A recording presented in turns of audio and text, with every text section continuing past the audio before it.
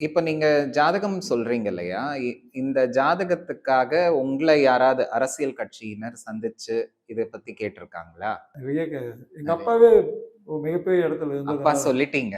அதனால நான் என்னோட சம்மந்தப்பட்டவங்க எனக்கு கண்ணுக்கு தெரிஞ்சவங்க ஓரளவுக்கு அரசியல்வாதிகள நம்ம பார்த்துட்டு இருக்கோம். ம். இதுல கிங்கு ஒருத்தர் சேலத்துல இருக்காரு. அவர் அரசியலுக்கு மட்டும் தான் பார்க்குறாரு. ஓ! அந்த இடத்த நம்ம பிடிக்கணும்னா, நம்ம நெறைய ஹார்ட் ஒர்க் பண்ணணும். நெறைய விஷயம் ஆராய்ச்சி பண்ணணும். அதனால நம்ம இதுல அது சொல்றதுல நான் சந்தோஷப்படுறேன். சூப்பர். என்னன்னா, என்ன கிரகங்கள் உச்ச அடையணும்னா, சுக்கிரன் ரொம்ப பெரிய இடத்துல ம். இருக்கணும். ம். அரசியல்வாதிக்கு சுக்கிரனோட ஆட்சி பலமா இருக்கணும். Okay, okay. சுக்கிரனோட ஆதிக்கம் இருக்கணும். ம்ஹ்ம். இப்ப அவனுக்கு சுக்கிர திசை நடக்கணும். ஓகே. சுயபுத்தி நடக்கக்கூடாது. சுக்கிர தசை நடக்கணும். நடக்கணும். ஓகே. ஆனா, அந்த திசையில சுயபுத்தியும் இருக்கும். சுய புத்தியும் இருக்கு. இப்ப போய் சீட்டு வாங்குனாங்கன்னா, கஷ்டம். சீட் குடுப்பாங்க. ம். தேடி வரும் சீட்டு.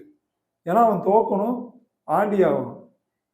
இதுல இன்னொரு விஷயம் என்னன்னா, ஜாதகத்த குடுத்து, பார்த்து ஜெயிச்சவங்களும் இருக்காங்க. ஓ!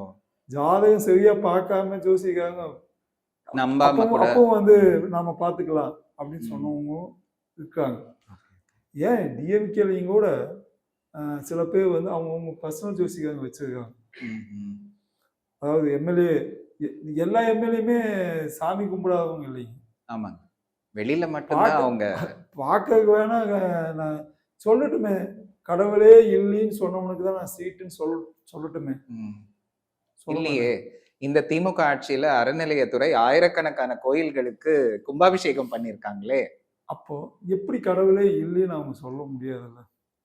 அது அ மதில் மேல் போன கதை ம். நடக்குது. நான் வந்து